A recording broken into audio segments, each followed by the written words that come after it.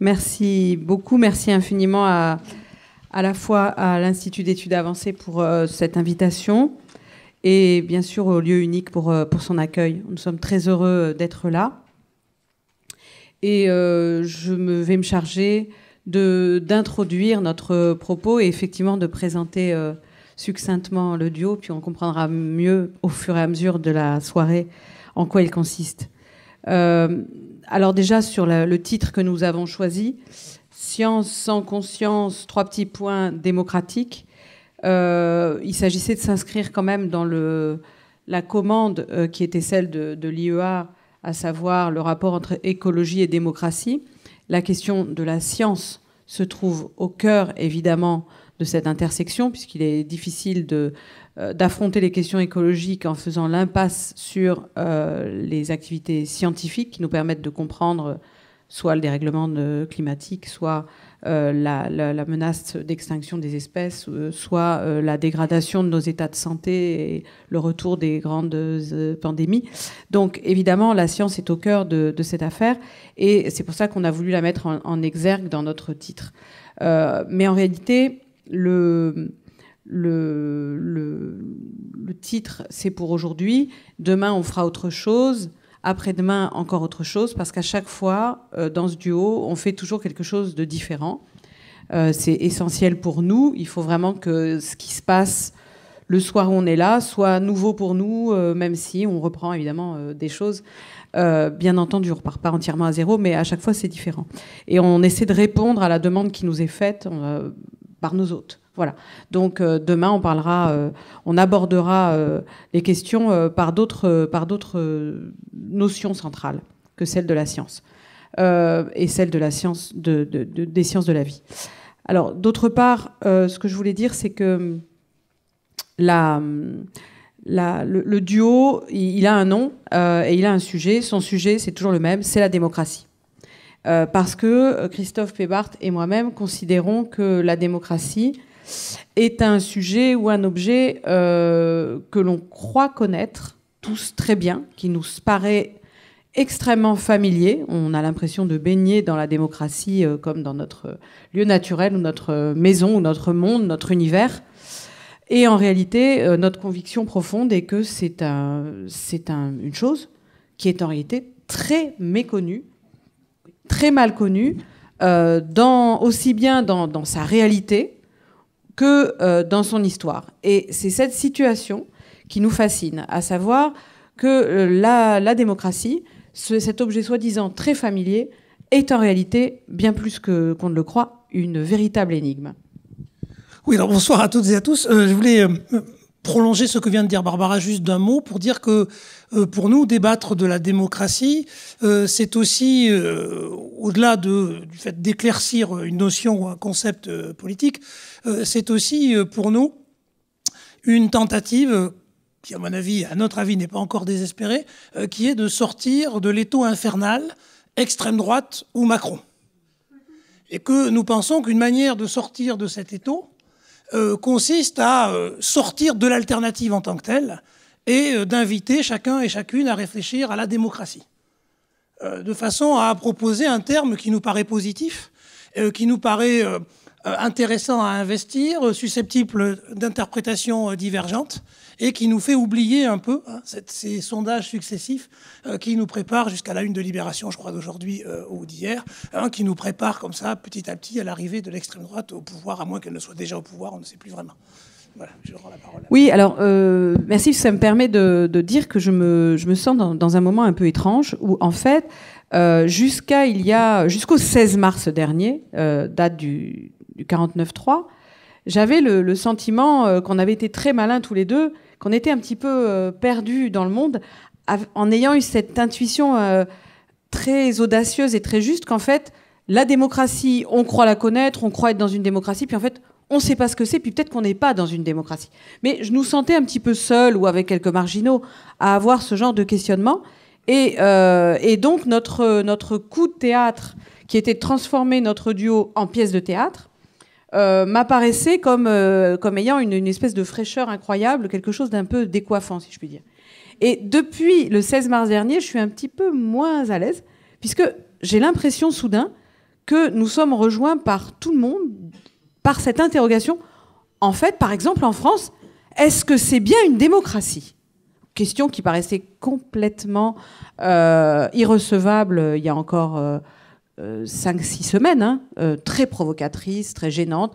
Question partagée, je le répète, par une petite minorité de gens qui sont toujours en train de tout critiquer et qu'on pourrait assimiler à des, pour prendre un terme journalistique, complotistes ou je ne sais quoi, enfin des marginaux, mais qui étaient vraiment les gens bien élevés, les gens qui avaient un peu de bon sens, ne se seraient jamais permis de dire sur une radio au grand public, gens dont je faisais partie, dont je fais toujours partie, nous ne sommes pas en démocratie en France. Et ce qui est extraordinaire pour moi aujourd'hui, c'est la première fois qu'on prend la parole depuis le 16 mars dernier. Enfin, moi, j'ai pris la parole le 16 mars dernier par hasard dans une bibliothèque, mais tu n'étais pas là. Et donc, c'est la première fois qu'on reprend notre duo depuis ce moment extraordinaire, au sens littéral du mot, que nous vivons depuis le 16 mars, où effectivement, tout un pays, et pas seulement ce pays, les gens dans le monde et les journalistes dans le monde qui regardent ce pays se demandent si ce pays est bien une démocratie. Oui, au fond, on pourrait dire que nous sommes en train d'entamer une sorte de psychanalyse collective, une analyse collective qui consiste à sortir de l'état névrotique dans lequel nous sommes depuis très longtemps, puisque d'un côté, nous définissons la démocratie comme étant le pouvoir du peuple par lui-même, et je pense qu'aucun ou aucune d'entre vous ne pense sérieusement que le peuple gouverne effectivement la France. Et pourtant, il nous a été, et il nous est parfois sans doute encore difficile de dire, donc sur le plan strict de la définition, la France, et les autres pays non plus, ne sont pas des démocraties. Vous voyez, donc on a accepté pendant très longtemps de vivre dans des régimes politiques que nous avons appelés démocratiques, alors même qu'ils entraient en contradiction de manière manifeste. Ce n'est pas un problème de pensée critique ou d'analyse très fine. Alors qu'ils entraient de manière effective et manifeste en contradiction avec la définition même de ce que nous appelons communément démocratie. Vous voyez ? Donc il y a une sorte de conflit entre le mot et la chose, si j'ose dire, et je suis d'accord avec toi pour dire que désormais ce conflit commence à être de plus en plus explicité puisque les interrogations sont de plus en plus nombreuses. D'un mot, j'ajoute que ça ne veut pas dire nécessairement que la situation politique dans laquelle nous sommes est mauvaise ou bonne. Ça veut dire que jusqu'à présent, nous l'avons appelée démocratie pour pouvoir dire qu'elle était bonne, voire qu'elle était la moins pire possible. C'est comme ça qu'on nous a vendu la démocratie. Vous connaissez la phrase de Churchill, le pire des régimes à l'exception de tous les autres. Tout le monde oublie qu'il dit ça le soir de sa défaite électorale en 1945. C'est sans doute pas le soir où on est le plus à même de produire une analyse circonstanciée et distanciée. Mais voilà, donc il perd et il dit, voilà, c'est le pire des régimes parce que j'ai perdu. Mais cette phrase, vous l'avez toutes et tous entendue, qui est une manière de dire nous sommes condamnés à ça et nous l'appelons démocratie. Voilà. Et aujourd'hui, je pense que nous sommes effectivement beaucoup plus nombreux à considérer qu'il faut mieux affronter cette contradiction plutôt que de la fuir, parce que la fuir risque de nous conduire vers des précipices que j'ai déjà nommés. Alors, il se trouve que la démocratie est donc cet objet, cet X, l'objet de l'énigme, finalement si mal connu, si mal traité, si mal défini, si confus, finalement, cette notion si confuse, et qui sature l'espace public. Et on le retrouve dans le champ des études académiques, ce problème, puisque si on compare... si on fait une analyse comparative de la manière dont sont étudiés les libéralismes, la notion de république et celle de démocratie, on découvrira qu'il y a une inflation d'études sur les libéralismes dans le monde entier, toutes sortes d'ouvrages extrêmement savants sur le républicanisme et toutes ses déclinaisons, de Rome à aujourd'hui, et pratiquement rien, ou pas grand-chose, ou des choses finalement très décevantes sur la démocratie, qui est une sorte de parent pauvre des études en philosophie politique, mais aussi en histoire. Et par exemple, pour ce qui est de l'histoire grecque, Christophe en parlera, la démocratie athénienne est un champ, finalement, un objet très, très mal connu, très mal étudié. En France, surtout, parce qu'il y a mon collègue David qui est spécialiste lui aussi de la démocratie athénienne. C'est une caractéristique de l'historiographie française que d'avoir finalement très peu attiré l'attention sur la démocratie athénienne, alors que nous avons des grands historiens, grands hellénistes, que vous connaissez peut-être, Pierre Vidal-Naquet, Jean-Pierre Vernant, qui ont travaillé beaucoup sur le politique, la cité grecque, mais très peu en fait sur ce qu'est la démocratie athénienne en tant que telle. Et les historiennes, sans surprise, qui s'y sont intéressés, sont moins considérés souvent que les historiens tout court, hein, comme Claude Mossé ou même Jacqueline de Romilly, un peu, hein, qui ont un peu étudié. Et dans le cas de Nicole Leroux, ce serait un petit peu différent, mais si ça vous intéresse, on reparlera un petit peu. Donc voilà, donc cet objet qui est le nôtre, je sais, le mot d'objet n'est pas le bon, hein, c'est à la fois un objet, un sujet, une chose, un X. C'est ce pourquoi nous prenons parti avec Christophe Pébart. Moi je dis souvent que je défends l'hypothèse démocratique comme une hypothèse, et nous trouvons qu'elle est finalement très peu étudiée. On le voit même dans la connaissance courante, hein, qu'on a de la démocratie athénienne. Par exemple, moi j'ai cru pendant des décennies que le lieu de la démocratie à Athènes, c'était l'agora. Tout le monde dit ça. C'est complètement faux. C'est pas du tout l'agora. Le lieu de la démocratie athénienne, c'est la Pnyx, qui est une colline, qui est la colline où se réunissait l'Assemblée, et que finalement personne ne connaît, personne ne visite. Quand on est allé sur la Pnyx tous les deux, récemment, on a vu les Athéniens promener leurs chiens. Bon, nous, je ne sais pas si on avait notre chien, mais bon, voilà. Donc c'est pas, si vous voulez, ça montre bien à quel point les lieux de la démocratie, l'histoire de la démocratie, la réalité de la démocratie, c'est quelque chose de si mal connu.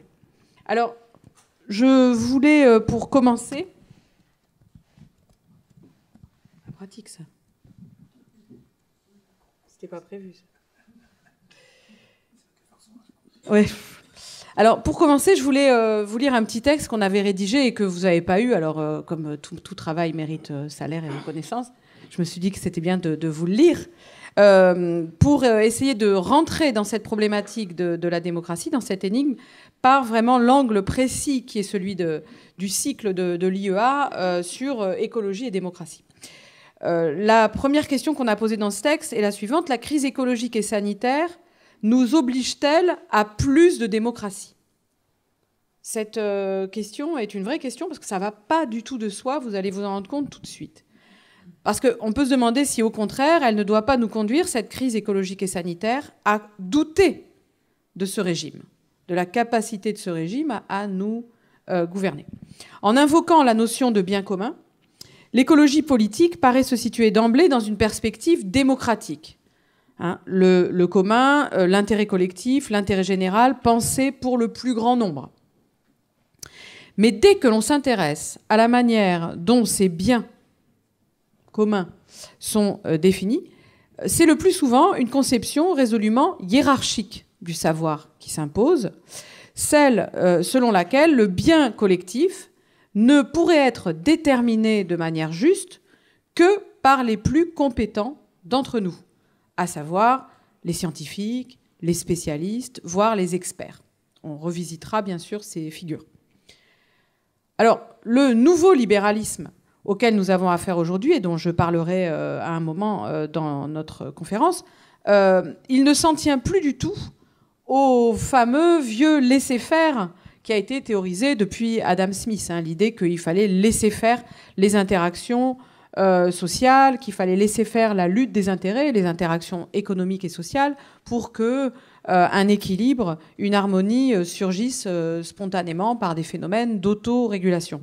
Le nouveau libéralisme, on le dit à juste titre, autoritaire, parce qu'il ne croit plus dans les capacités d'autorégulation du laisser-faire. Il surgit après la crise de 29, hein, il surgit dans le creuset de la crise du capitalisme et du marché, de l'autorégulation des marchés dans les années 20 et 30. Et il va donc considérer qu'il faut imposer la bonne direction aux populations de manière autoritaire, jusqu'à confier la définition du bien commun aux gouvernants et à leurs conseillers, qu'il appellera volontiers, ce nouveau libéralisme autoritaire, justement les experts. Hein, c'est comme ça que seront nommés les scientifiques qui sont là pour conseiller les dirigeants. Et il n'hésitera même pas, au bout d'un moment, à considérer que le savoir peut être concentré dans les mains d'un pouvoir centralisé, d'un chef unique. Et on le verra jusqu'à la caricature lors de la crise du Covid-19 dans de très nombreux pays où le président ou le chef du gouvernement sera considéré comme le dépositaire du savoir, comme celui qui pourrait concentrer dans ses mains le savoir et pouvoir dire à tout son peuple le bien pour affronter, par exemple, une crise épidémique. Donc, on a là, je pense, les termes du problème sont assez clairement posés. Face à une crise écologique et sanitaire qui menace nos conditions de vie, est-ce qu'il faut aller vers plus de hiérarchie dans nos sociétés, hein, avec des lignes de commandement beaucoup plus contraignantes, hein, avec des gens qui savent, qui dirigent, qui imposent, ou est-ce qu'il faut au contraire espérer plus de démocratie, toujours plus de démocratie, toujours plus de délibération, toujours plus, pourquoi pas, de désaccords et de conflits. La question, elle est clairement posée et elle ne va absolument pas de soi. Alors, dans ce contexte particulièrement difficile, le milieu académique, dont nous portons ici la voix, se trouve pris en étau entre un conflit avec, d'un côté, le plus grand nombre, le public, les gens qui prétendent savoir, les auditeurs, les lecteurs, les gens qui interviennent dans le débat public, les internautes, les gens qui sont sur les réseaux sociaux, hein, bon, voilà, de manière très, très large, le grand nombre, hein, dont très souvent le milieu académique cherche à contester les compétences épistémiques. Bon, c'est extrêmement spectaculaire, par exemple, dans le milieu académique des médecins, hein, qui passent leur temps dans tous leurs colloques à expliquer que c'est quand même insupportable, ces nouveaux patients qui prétendent savoir, qui vont sur les réseaux sociaux, qui vont sur Internet pour essayer d'accumuler des connaissances médicales alors qu'ils n'en ont pas la capacité et que ça les mène à raconter n'importe quoi et à prendre de très mauvaises décisions pour eux-mêmes. Donc on a ce conflit permanent entre des académiques qui veulent garder le pouvoir qu'ils ont sur le savoir et de nouveaux publics dont ils passent leur temps à expliquer qu'ils ne peuvent pas avoir les compétences épistémiques parce qu'il faudrait pour ça faire 20 ans d'études et être dans une logique de spécialisation. Et puis, d'autre part, ce même milieu académique, donc il est pris entre deux feux, le feu de ce public qui prétend savoir et le feu des pouvoirs économiques, politiques, considérables qui veulent piloter la recherche et la science.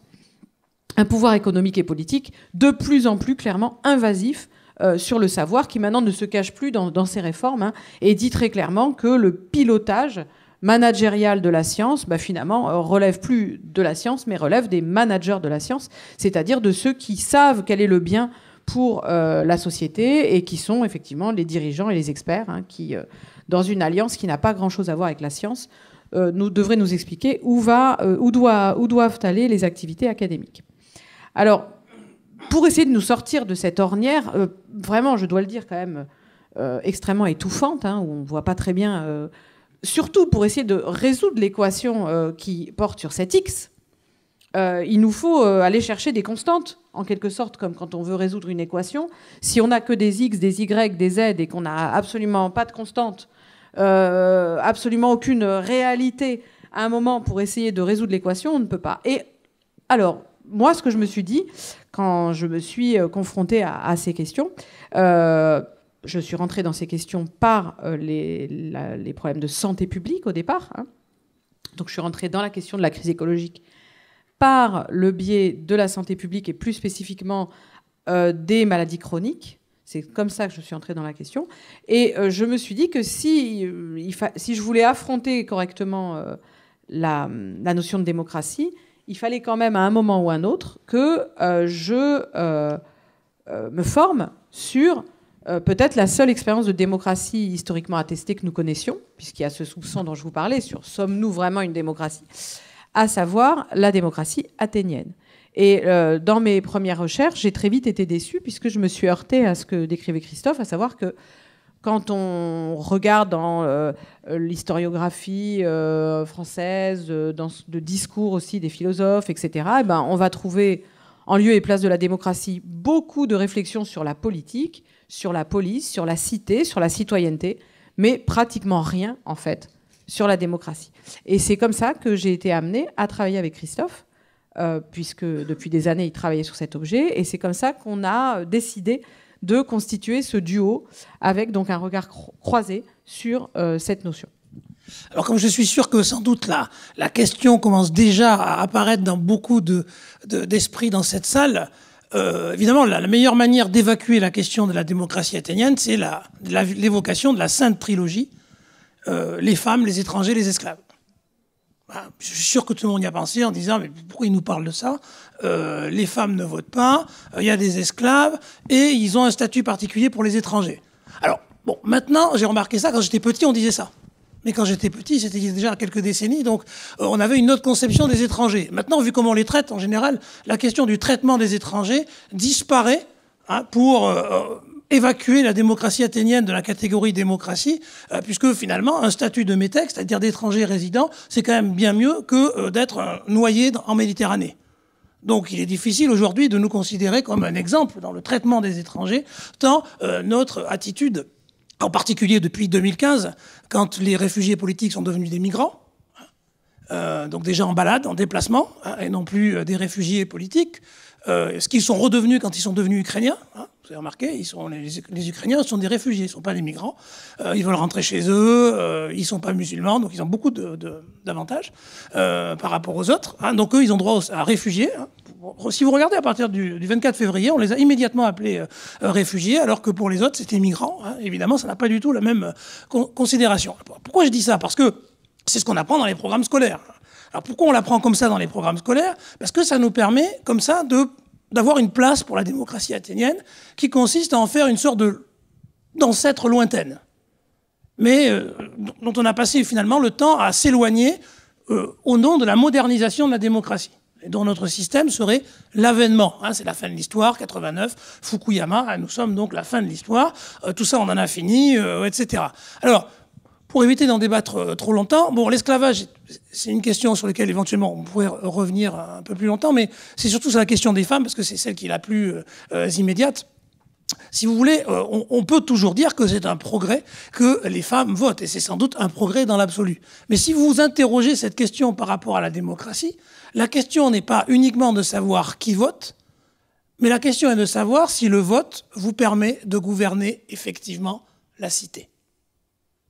Et si vous vous posez la question comme ça, bien sûr, ce n'est pas la même chose que les femmes aient le droit de vote ou qu'elles n'aient pas le droit de vote. Mais si même les hommes qui votent n'ont pas la capacité effective de gouverner, alors le fait de donner le droit de vote aux femmes ne consistait pas à leur donner accès à la démocratie, mais simplement au droit de vote.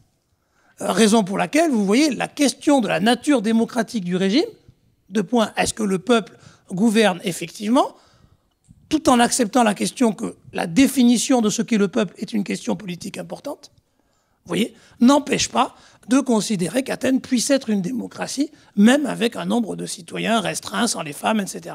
D'accord? Donc c'est un problème de définition. Autrement dit, ça impose de sortir du prisme libéral qui nous a amenés à réduire la démocratie à la seule citoyenneté, c'est-à-dire au seul droit des individus. Raison pour laquelle nous mesurons la démocratie ou le degré démocratique des régimes qui sont sous nos yeux, non pas au degré de capacité effective du peuple à se gouverner lui-même, mais à l'aune de l'octroi des droits individuels. Voilà. Vous en avez un bon exemple. La preuve que nous sommes en démocratie, vous avez la possibilité de manifester, vous pouvez faire les tribunes dans la presse pour dire que vous êtes contre le régime des retraites, vous pouvez faire la grève. Regardez comme vous êtes gavé de liberté et de démocratie. Voilà. Vous l'avez sous les yeux. C'est-à-dire vous avez tous ces droits, et ces droits sont censés être la preuve que nous sommes en démocratie. Voilà. Alors que notre problème du moment est de savoir, nous voulons gouverner, ou du moins nous voulons pouvoir gouverner un élément en particulier, qui est celui des retraites, et sans doute beaucoup d'autres. Donc c'est un dialogue de sourds. Puisque d'un côté on dit, pourquoi vous protestez? Puisque le fait même que vous protestez est le signe que vous êtes en démocratie. Alors que les manifestants, en fait, ils disent pas merci de nous laisser manifester, quoique bientôt on va être obligé de dire merci de nous laisser manifester, si ce n'est pas déjà le cas. Donc vous voyez, même ça, c'est fragile. Alors que les manifestants, ils demandent quelque chose. C'est-à-dire, ils demandent à être respectés en tant que grand nombre, en tant qu'analyse collective produisant une décision pour ce qui est une définition collective du bien commun, etc., etc. Et vous voyez que tout ça vous est écarté. Donc vous voyez bien que la reconnaissance de droits individuels, qui est une question en soi, qui n'est pas une mauvaise question, n'est pas nécessairement la bonne manière d'aborder la question de la nature démocratique d'un régime politique. C'est la confusion entre la démocratie et l'état de droit, en fait. qui est totale et qui montre à quel point la démocratie est complètement occultée. Quand on confond la démocratie avec l'état de droit, c'est qu'on ne sait même pas interroger sur ce que veut dire démocratie. Démos, kratos, ça veut dire un peuple qui a le pouvoir et qui se gouverne lui-même. Alors, j'ai perdu le fil, là. Tu m'as complètement coupé la langue. Oui, mais... Mais enfin... Non, parce qu'il avait dit qu'il dirait rien pendant toute la première moitié et puis qu'il interviendrait seulement dans la deuxième partie. C'est la 4e fois qu'il demande le... Mais c'est très bien. J'aime beaucoup. Ouais, c'est bien. J'aime ça. Très bien. D'accord. Alors, ah oui, ça y est, ça me revient. Oui, alors, dans le genre... Alors, il y a ces arguments très profonds qui ont été donnés par Christophe Pébart, mais il y a un argument un petit peu plus bas de plafond, je dirais, de mauvaise foi. Moi, quelque chose qui m'amuse beaucoup, c'est que si vous faites une conférence sur le socialisme, sur la République, sur la Révolution, sur 1000 choses, sur la philosophie, sur 1000 choses qui sont extrêmement valorisées dans nos activités, personne ne se jettera sur vous violemment pour vous dire qu'il n'y avait pas de femmes dans ces réunions. Enfin, si, éventuellement, mais ce sera une intervention très marginale. Alors, quand c'est la démocratie athénienne, par contre, là, c'est tout de suite. Donc, c'est quand même pas juste, je trouve, de considérer que la démocratie athénienne est disqualifiée parce qu'elle s'est produite à une époque où il y avait un terrible patriarcat, et c'est vrai, et donc les femmes n'étaient pas reconnues comme des citoyennes équivalentes aux hommes, très bien, mais c'est quand même curieux qu'on ne fasse pas le même procès dans ce cas-là systématique.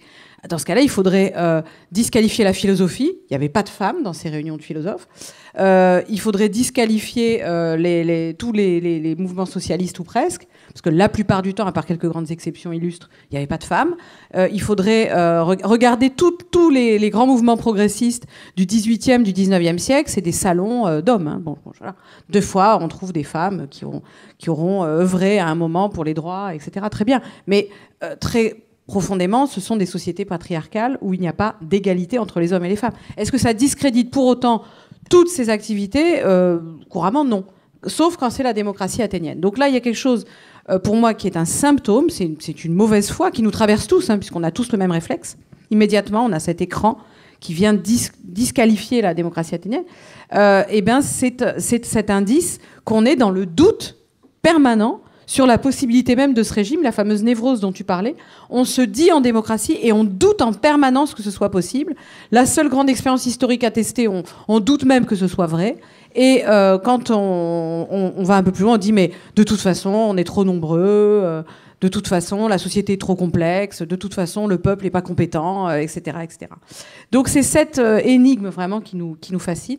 Et c'est notre rapport à tous, extrêmement compliqué à la démocratie, pas clair, confus, qui nous fascine, qui nous intéresse. Alors, je ne vais pas donc résumer ta partie, hein, tu te débrouilleras. Mais, comment ? J'ai changé. Oui, d'accord. Oui. Mais donc, on essaiera de vous expliquer au fur et à mesure pourquoi ce duo s'est transformé en un projet théâtral. Et pourquoi, même si nous allons continuer à faire ce duo, donc on peut le faire dans des toutes petites salles, des plus grandes salles, il est protéiforme ce duo, mais pourquoi on a besoin de l'écriture théâtrale, pourquoi on a besoin, nous, en tant qu'académiques, de changer d'activité et de se confronter aux outils, aux armes du théâtre. Et vous allez voir que c'est en fait intimement lié à l'histoire de la démocratie et à l'histoire d'Athènes, et en particulier, pour commencer un peu à déflorer les choses, à une forme esthétique et politique qui est l'objet d'études de Christophe Pébart dans son livre sur Athènes, qui est la tragédie. Mais revenons quand même, pour commencer, à ce rapport entre science et démocratie, pour entrer vraiment un peu plus dans le détail. Il y a un contresens très habituel sur les rapports entre démocratie et science. Si on parle de démocratie et de science, je l'ai dit dans l'introduction, ça ne va pas immédiatement de soi. Si on parle de démocratisation en science, très vite, on a tendance à penser que démocratiser la science, c'est diffuser massivement les connaissances. Très souvent, démocratiser la science, c'est ça. C'est une diffusion massive du savoir. Le problème, c'est que, c'est ce que je voudrais qu'on fasse dans un premier temps, ça ne va pas du tout de soi, et il est possible que quand on définit la démocratisation par la diffusion massive, en fait, on fait un contresens à la fois sur la démocratie et sur le kratos et sur le démos. Donc en fait, on fait un contresens sur toutes les notions qui permettent de penser la démocratie quand on dit ça. Pour faire cela, il faut faire un travail réflexif de la science sur elle-même. La science veut se démocratiser. Hein. Il est de bon ton de dire qu'il faut démocratiser la science. Et les scientifiques eux-mêmes, maintenant, ça fait partie de leur métier. Ils doivent diffuser le savoir. Les enseignants-chercheurs, par exemple, ont dans leur rôle, moi que personnellement je reconnais, hein, un rôle de diffusion, d'intervention dans le débat public, etc. Bon. Donc, a priori, tout ça, c'est bien et ça mérite pas d'être réfléchi. Mais en réalité, et c'est pour ça qu'on a choisi ce titre, science sans conscience, alors vous connaissez la formule, n'est que ruine de l'âme. Qu'est-ce que ça veut dire science sans conscience n'est que ruine de l'âme? Ça veut dire qu'une science qui ne réfléchit pas sur elle-même, une science qui ne soit pas conscience, qui ne soit pas donc réflexive, est dangereuse. Nous sommes d'accord, mais nous allons plus loin dans notre titre. Science sans conscience, 3 petits points démocratique, c'est une science qui ne réfléchit pas sur elle-même du point de vue de la démocratie, ne réfléchit pas sur elle-même. Et malheureusement, la plupart du temps, c'est ce qu'elle fait. C'est-à-dire qu'elle ne réfléchit pas sur la démocratie, elle affirme la nécessité de démocratiser le savoir sans réfléchir plus avant sur ce que veut dire démocratiser, sur ce que veut dire le kratos, sur ce que veut dire le démos. Et je vais essayer de vous le démontrer dans le premier temps de mon exposé. Alors, quand on dit démocratiser, c'est diffuser massivement la connaissance, qu'est-ce qu'on fait? On distingue comme 2 moments parfaitement disjoints le moment de la production et le moment de la diffusion. Il y a d'abord la production. Alors là, le démos n'est pas là, hein. Là, il n'y a pas de démocratie, il n'y a pas de démocratisation, on produit. Et puis ensuite, il y a un deuxième moment, une fois que les connaissances sont prêtes, qu'elles sont façonnées, qu'elles sont fabriquées, qu'on les a produites, eh bien, on diffuse. C'est un deuxième temps. Et on diffuse en évitant de déformer le produit qui est fait. Donc il n'y a pas de rétroaction de la diffusion sur la production.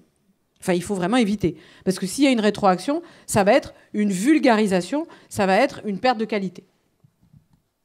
Parce que l'industrialisation va conduire à une déperdition de la qualité. Donc, le but, c'est de diffuser massivement, pourquoi pas à une échelle industrielle, mais à condition que la qualité de départ de la production, dans laquelle aucun démos n'est impliqué, bien sûr, soit maintenue.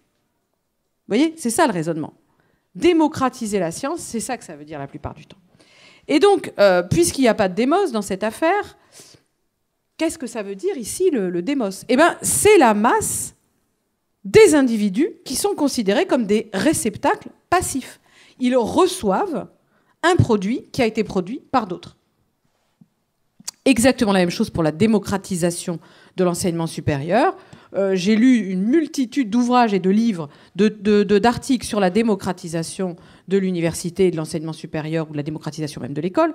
À chaque fois, c'est uniquement une affaire numérique. Il s'agit d'élargir le nombre et faire que le savoir qui est produit par les chercheurs aille vers les étudiants par l'acte de l'enseignement, mais l'enseignement lui-même n'a aucune rétroaction sur la recherche, qui, elle, est le premier temps, hein, donc pur et indemne, de ce deuxième temps, qui est celui de la diffusion. Même chose quand on regarde la démocratie en santé. Il y a une loi très importante sur laquelle j'ai travaillé depuis longtemps, qui s'appelle la loi Kouchner, la loi du 4 mars 2002, qui sanctionne la démocratie sanitaire, la démocratie en santé en France. Et une des manières dont on décline la démocratie sanitaire, c'est l'égalité d'accès à l'information. Tous les patients doivent accéder à l'information. Mais une information que, bien sûr, eux-mêmes, ils ne produisent pas. Une information qui est produite par d'autres, par ceux qui font la science. Idem pour la démocratisation de la culture. Hein, c'est une question qu'on retrouve beaucoup dans le monde du théâtre. Il faut démocratiser le théâtre. Ben, très souvent, démocratiser la culture, ça veut dire aller chercher les publics les plus éloignés, les publics les plus nombreux, jusqu'aux confins de ceux qu'on ne touche pas encore, pour qu'ils s'incorporent cette culture qui leur est encore étrangère et dont ils vont s'acclimater. Ce qui est essentiel ici, c'est la séparation entre la production et la réception, la diffusion. Le démos ici, c'est l'individu lui-même, l'individu en tant qu'il faut qu'il soit très nombreux, donc c'est une masse d'individus. On n'a absolument pas d'implication du public ou du peuple ou d'un sujet comme le démos qui serait activement impliqué dans la production de la science. On a à la place une masse passive et informe, un réceptacle qu'il s'agit justement de former. On a en fait une population à éduquer, pourquoi pas à édifier. Et c'est exactement le modèle des Massive Online Courses, des MOOC, hein, des fameux cours d'université digitalisés et transmis à une échelle industrielle et mondialisée, où le but est de toucher la totalité de la Terre, la totalité de l'écoumène, pour diffuser le savoir vers les confins les plus déshérités. Et c'est ça qu'on appelle démocratiser le savoir. Mais c'est assez intéressant de voir que dans ce monde-là, la démocratie n'a pas de contour, n'a pas de souveraineté, le démos n'existe pas et il n'est pas souverain. C'est une immense masse numérique passive qui doit recevoir la lumière du savoir. Alors, ça vous paraît peut-être un petit peu caricatural, mais malheureusement, si vous vous interrogez, quand vous pensez la notion de démocratisation de la culture, démocratisation de la science, je suis convaincue que c'est ça que vous pensez, en fait. Donc, ces caricatures, elles sont en nous. Elles sont incrustées en nous, pas seulement en vous, mais aussi en moi, peut-être même en Christophe, je ne sais pas. Elles sont incrustées véritablement en nous, et il nous faut toujours, pour penser la démocratie, essayer de nous défaire de ces schèmes très, très incrustés, qui sont liés à notre histoire trouble, notre rapport trouble avec la démocratie. Alors, je pense que, je ne prétends pas que ce soit exhaustif, hein, mais je crois qu'il y a au moins 3 obstacles théoriques qui nous enferment dans cette ornière et qui nous empêchent de penser la démocratie en sciences ou la démocratisation en sciences. Je vais les nommer rapidement et je vais les redécliner à chaque fois dans mon exposé. Il y a d'abord la notion très connue en France, puisqu'elle sature et elle pollue le débat public entre académiques, la notion de neutralité axiologique, dont on cherche avec d'autres, auquel on cherche avec d'autres à faire un sort, parce que vraiment elle vient faire écran et elle vient polluer et handicaper nos efforts pour sortir de ces ornières. Donc la neutralité axiologique, d'une part, l'expertise d'autre part, je vais évidemment en dire un mot, et enfin la logique de la data, de la donnée. Premier obstacle, l'idée que le scientifique est celui qui se tient dans une position de neutralité, celui qui est neutre en valeur. Ou, alors on le dit souvent dans le langage courant, il est objectif. Il n'est pas engagé. Bon, cette position est une position qui m'apparaît absurde depuis toujours. Tout le corpus théorique qui m'a nourri pense l'inverse. Qu'il s'agisse de Nietzsche, qui n'a jamais cru un instant à cette possibilité d'être neutre en valeur. Le scientifique n'est absolument pas neutre en valeur, puisque de toute façon, vivre, c'est évaluer, c'est se livrer en permanence à des évaluations, et c'est nécessairement s'engager dans des jugements axiologiques. Les héritiers de Nietzsche, Georges Canguilhem, dans Le normal et le pathologique, qui a très bien montré que cette notion de neutralité était complètement fallacieuse. Michel Foucault, l'héritier de Canguilhem et Nietzsche.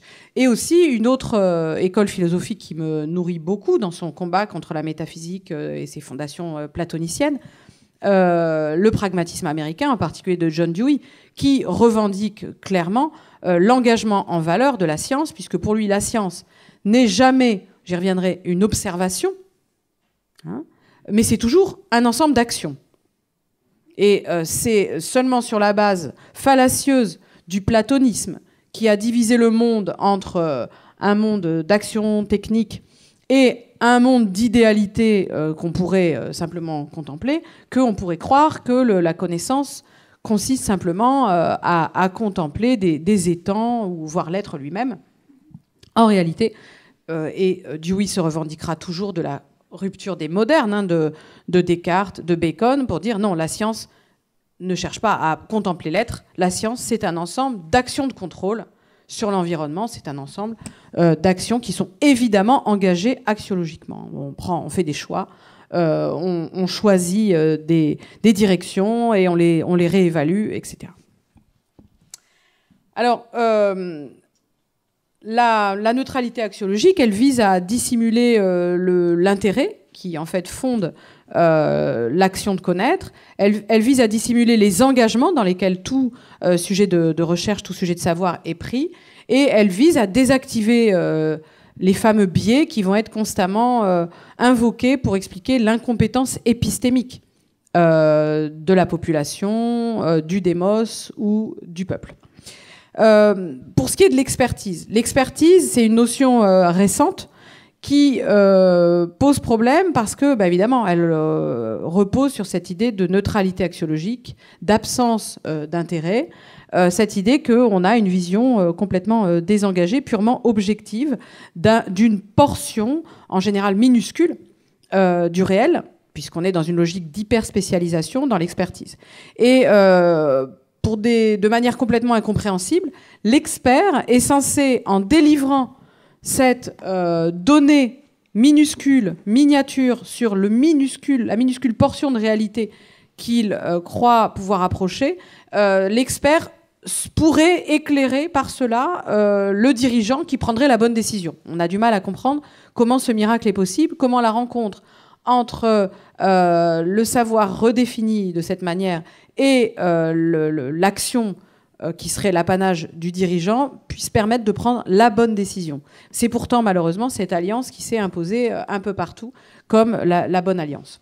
J'en viens à l'économie au sens très large du mot économie, pas au sens seulement financier, mais aussi financier, à l'économie de la data ou de la donnée qui devient de plus en plus la direction que prend le marché du savoir, le marché de la science, qui produit donc des données atomiques. Et on peut considérer, en lectrice de Kant, que c'est une catastrophe, puisque si Kant a écrit la critique de la raison pure, c'est très clairement expliqué dans la deuxième partie. C'est surtout dans la deuxième partie, dans la dialectique transcendantale, qu'on comprend pourquoi Kant a écrit la critique de la raison pure. Et s'il l'a écrite, c'est parce qu'il pensait que, comme beaucoup de ses contemporains, le savoir était dans une véritable crise liée à son succès. Je m'explique.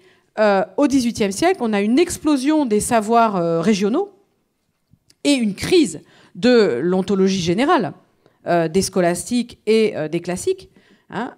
Donc le discours sur l'être, qui est aussi un discours sur Dieu, qui est aussi un discours sur la théologie, tout ça entre en crise, puisque les pays se sont déchirés autour des religions. Il y a un pluralisme, il y a la laïcité, il y a toutes sortes de choses qui font qu'il y a une désorientation générale sur le bien suprême, l'être suprême, etc. Et ce qui fleurit dans ce contexte, c'est une explosion des savoirs locaux de toutes sortes et extraordinaires, et qui vont plonger les contemporains, les gens du XVIIIe siècle, dans un sentiment de désorientation totale. C'est-à-dire, il y a tellement, on dirait aujourd'hui, d'informations ou de données qu'on ne sait plus où aller. On est complètement désorienté. Donc, l'extrême richesse, l'hyperproductivité du savoir au XVIIIe siècle produit paradoxalement une crise.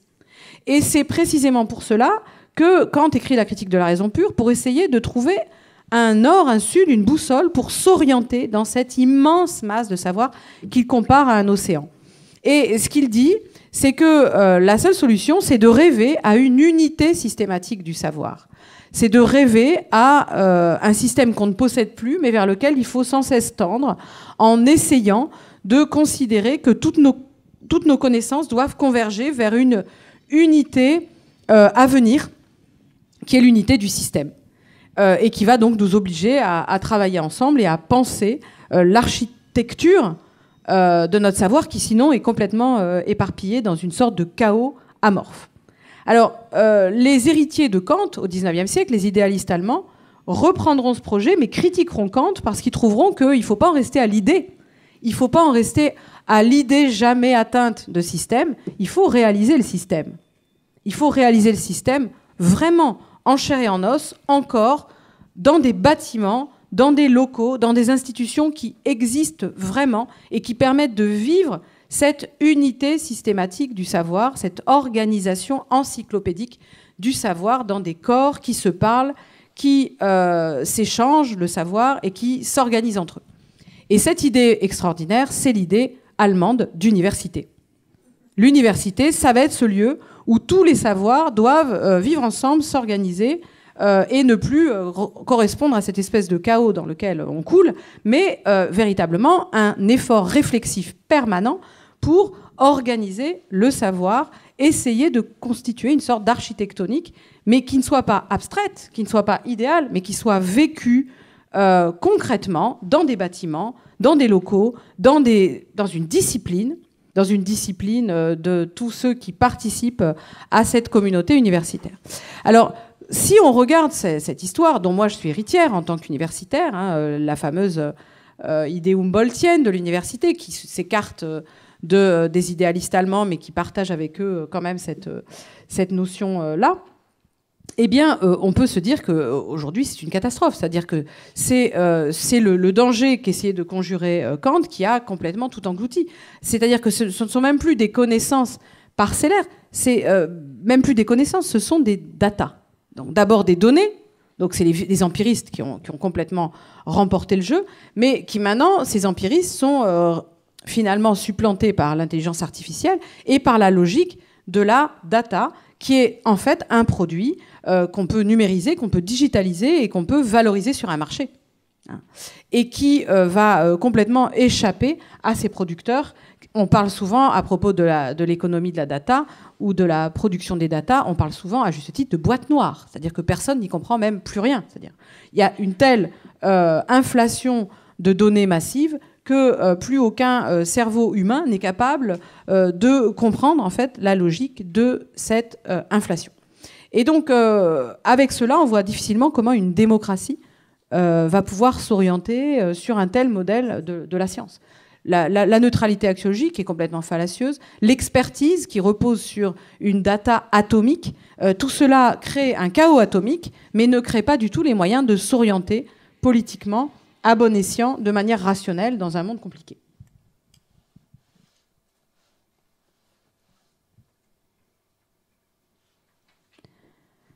Alors, on le voit, on voit donc qu'on a en nous ces nouvelles reconfigurations du savoir au XXe siècle, neutralité axiologique, expertise, data à la fin du XIXe siècle, qui redessine la notion empiriste de données, qui elle remonte plutôt au XVIIe, XVIIIe siècle. Et moi, si vous voulez, ça m'a jamais convaincue, parce que mon entrée personnelle dans la question de la démocratie en sciences, elle est vraiment très différente. Moi, je suis entrée dans cette question par la santé, je vous le disais tout à l'heure, par la maladie chronique et plus singulièrement par la crise épidémique du sida, qui est un épisode de notre histoire extrêmement important en santé. Il faut savoir que pour les professionnels de santé, ils sont tout à fait unanimes là-dessus, il y a vraiment, avec le sida, l'émergence d'un monde nouveau, totalement nouveau, une révolution. Ils parlent de révolution. Il y a un avant et il y a un après. Qu'est-ce qu'il y a de révolutionnaire dans le sida ? Eh bien, c'est l'insurrection d'un nouveau pouvoir en santé, qui est le pouvoir des patients. Qui ce sont donc les patients atteints de sida. Ce sont, pour la première fois dans l'histoire, dans notre histoire de la santé, se sont imposés comme des acteurs incontournables des décisions en santé. Non seulement des décisions qui les concernent eux comme individus, mais des décisions qui concernent la santé publique en général. Et encore plus, ils sont allés encore plus loin, puisqu'ils ont imposé l'idée que les patients étaient producteurs de savoir en santé et qu'ils devaient diriger, piloter avec les soignants la recherche médicale. C'est cette révolution-là qui a imposé la notion de démocratie sanitaire, ce qu'on appelle en France la démocratie sanitaire et qui prend d'autres noms dans d'autres pays. Par exemple, on va parler de partenariat au Québec. Les noms sont toujours un peu différents. Mais en France, c'est intéressant puisque c'est justement le mot de démocratie qui s'est imposé. Et là, pour le coup, ça correspond bien à l'idée de démocratie puisqu'on a l'insurrection d'un ensemble, en quelque sorte d'un peuple, puisque personne n'est venu donner le pouvoir aux patients. Ils se sont arrogés ce pouvoir. Ça a été, c'est documenté par tous les sociologues du sida, une véritable révolte, une insurrection. Et Christophe raconte dans son ouvrage que la démocratie athénienne, de la même manière, elle n'est pas arrivée parce qu'un législateur est venu donner la démocratie à Athènes. Il n'y a pas alors c'est ce qu'on croit souvent. Quand on ne connaît pas, on se dit ça doit être Solon qui a amené la démocratie. Hein, c'est ce qu'on pense. Ou Clisthène, plutôt. Mais en fait, pas du tout. Ça ne s'est pas passé comme ça. Le législateur, le nomothète, c'est une figure très importante en Grèce. Il existe. Il arrive avec une législation, il arrive avec une constitution, mais c'est pas comme ça qu'arrive la démocratie. La démocratie, ça suppose un démos qui émerge, qui surgit. Ça suppose quelque chose comme une insurrection. Et c'est précisément ce qui s'est passé ici. Les patients se sont libérés eux-mêmes de la tutelle des soignants, à la faveur de pourquoi, pour quelles raisons, comment. Alors ça, c'est évidemment fascinant, et je ne vais pas y répondre ici. Pourquoi et comment ça a été possible? Évidemment, il y a toute une question en sociologie autour de cette possibilité. Mais ce n'est pas Bernard Kouchner qui est venu donner, dans la loi de 2002, la démocratie aux patients. C'est les patients qui se la sont arrogés par une insurrection en partie violente. Dans cette vision de la démocratie sanitaire, héritée du sida, il n'y a pas de neutralité axiologique. Personne n'est neutre. Les laboratoires ont un intérêt, les patients ont un intérêt, les médecins ont eux aussi des intérêts. Et ces intérêts doivent être assumés, reconnus, dits et doivent structurer le débat au lieu d'être dissimulés. Enfin, dans cette expérience de la démocratie sanitaire, on n'a pas versé dans la décomposition en data et dans la fabrication d'une boîte noire à laquelle, à la fin, plus personne ne comprend rien, mais au contraire, on a assumé l'idée d'une production collective des connaissances qui ne peuvent émerger que dans des dynamiques sociales complexes, conflictuelles, faites d'alliances et de tensions. Donc on est à milieu de l'idéologie actuelle scientifique de la data, qui serait quelque chose à la limite d'automatisable. Alors j'ai, dans mon travail sur la démocratie sanitaire, rencontré sur ma route le philosophe pragmatiste John Dewey, dont je vous parlais, et là j'ai trouvé un socle théorique philosophique pour aller dans ce sens-là, puisque de la même manière, je le disais tout à l'heure, pour John Dewey, connaître, ça ne peut jamais être une posture neutre sur le plan axiologique, puisque connaître, ce n'est pas contempler, c'est toujours évaluer. Il n'y a pas de connaissances qui ne partent pas d'un trouble. Hein, ça, c'est le terme anglais d'ailleurs qu'il utilise, le trouble. C'est le point de départ de la connaissance et même de l'action de pensée d'un problème et qui implique l'élection de fins et la détermination de moyens et le réexamen perpétuel de l'articulation entre ces fins et ces moyens. Il y a donc une téléologie permanente et une axiologie permanente engagée dans le processus de connaissance. Ceci, bien sûr, contre la figure de Platon, qui est sa cible principale dans son ouvrage Reconstruction en philosophie, où il reproche à la fondation platonicienne de la philosophie, et donc à toute l'histoire de la philosophie, d'avoir décomposé l'articulation intime des moyens et des fins en deux ordres. L'ordre des fins, l'ordre des idéalités, contemplé donc par les savants, ceux qui savent, les philosophes, les penseurs, et puis l'ordre des moyens techniques en l'occurrence, qui, lui, serait laissé au monde sensible, aux techniciens, aux travailleurs, à ceux qui travaillent. Et Dewey, donc, a combattu cette fondation platonicienne, cette fondation métaphysique de la philosophie, et c'est pour ça qu'il a voulu, comme le dit son livre, reconstruire la philosophie contre cette partition. Dans cette conception-là, l'expertise est disqualifiée au profit de ce que Dewey appelle l'expérience. L'expérience suppose l'enchaînement permanent de phases actives, où on vise une fin, on met en place des moyens, et de phases passives, où on constate l'effet que ce qu'on a fait nous fait.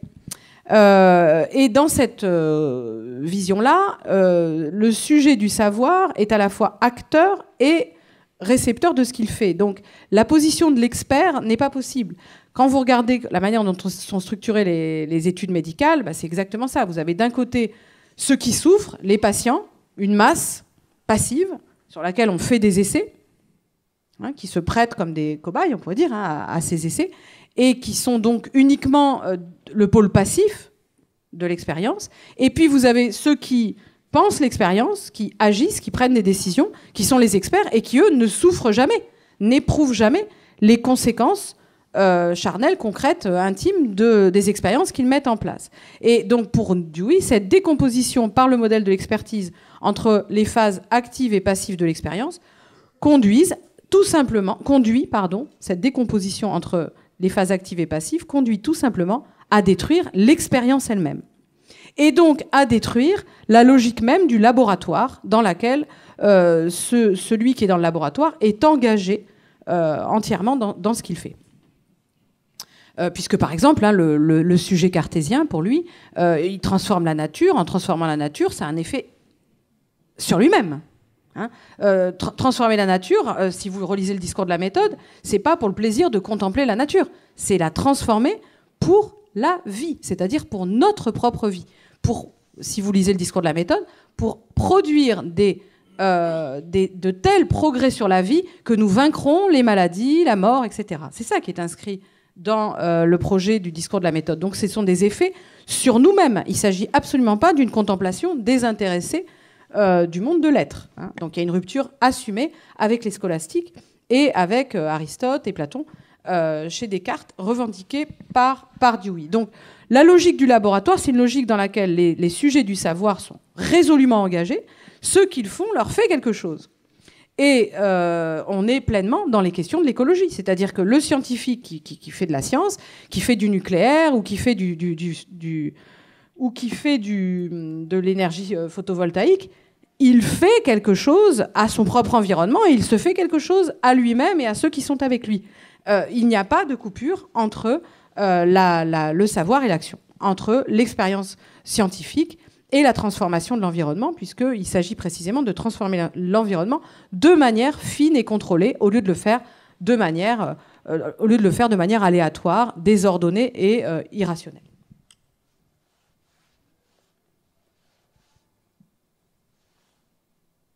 Alors, cette conception-là de l'expérience, à vrai dire, pour être très honnête, Dewey n'est pas forcément très à l'aise avec la figure de l'expert, puisque si on regarde Le public et ses problèmes, un autre livre un peu plus tardif, il donne son rôle à l'expert dans la production démocratique du savoir, dans laquelle les publics sont engagés.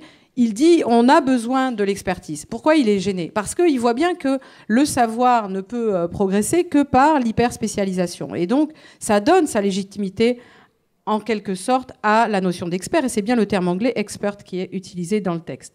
Mais en même temps, il est dans une tension permanente avec cette figure de l'expert, parce il peut l'accepter qu'à condition que l'hyperspécialisation joue un rôle dans la production de savoir, mais qu'elle soit, cette hyperspécialisation, contrebalancée par toutes les autres dynamiques sociales qui vont dans le sens inverse, c'est-à-dire l'inscription du savoir dans une communauté plus globale, avec une réflexion sur les effets sociaux du savoir. Alors évidemment, tout ça permet à Dewey de congédier la logique de la data, la logique de la donnée, à laquelle il est totalement hostile, et lui permet de régler ses comptes avec les empiristes. Il faut savoir que les pragmatistes ont beaucoup de cibles, pas seulement les idéalistes, comme Platon, mais aussi les sensualistes ou les empiristes qui pensent que savoir, c'est simplement recevoir des données ou collecter des données. Évidemment, pour un pragmatiste, ça n'a aucun sens, puisqu'au contraire, le savoir, c'est tout un ensemble d'actions extrêmement complexes qui sont produites par les agents qui produisent du savoir. Et donc, certainement pas une attitude qui consisterait à recevoir ou à simplement récolter. Alors, la démocratie, pour Dewey, elle est née, en fait, pas en Grèce, c'est un des grands points de désaccord, entre autres, avec Christophe Pébart, mais elle est née dans les laboratoires des temps modernes, dans cette logique des laboratoires dont il veut être l'héritier, qu'il veut saluer, sur lequel il veut refonder toute la philosophie, la révolution scientifique des temps modernes, où se sont mis en place un peu partout des laboratoires où le rapport au savoir ne peut pas être hiérarchique. Dans un laboratoire, vous ne pouvez pas avoir un chef avec des exécutants. Si on est vraiment dans une logique de laboratoire, il ne peut pas y avoir de telle hiérarchie. il doit nécessairement y avoir des logiques dynamiques, non hiérarchiques, sans lesquelles le laboratoire s'effondre. Il devient un lieu de commandement militarisé, mais il n'est plus du même coup ce lieu d'expérience dont j'ai parlé. Et donc pour Dewey, la démocratie, c'est un germe c'est une potentialité, c'est un germe, c'est une possibilité, c'est une idée, il dit souvent aussi, qui est préfigurée par la logique des laboratoires de la révolution scientifique des temps modernes au XVIIe siècle, mais qui est sans cesse menacée et empêchée par notre rapport hyper hiérarchique, hyper platonicien au savoir, qui nous empêche en fait de réaliser l'idée démocratique et qui entrave en même temps, vous l'avez compris, le processus scientifique, la possibilité même d'un savoir scientifique. Donc, autrement dit, on ne peut pas démocratiser la science, même cette expression n'a pas beaucoup de sens, on ne peut pas avoir de la science si on n'a pas de démocratie et si on reste enferré dans le schéma entre les leaders et les exécutants. Ça contrevient à la fois à la démocratie et à la production de science. Alors, voilà avec les outils théoriques qui étaient les miens quand est arrivé le 17 mars 2020 le confinement décrété par le président de la République française après d'autres chefs d'État en Chine, en Italie.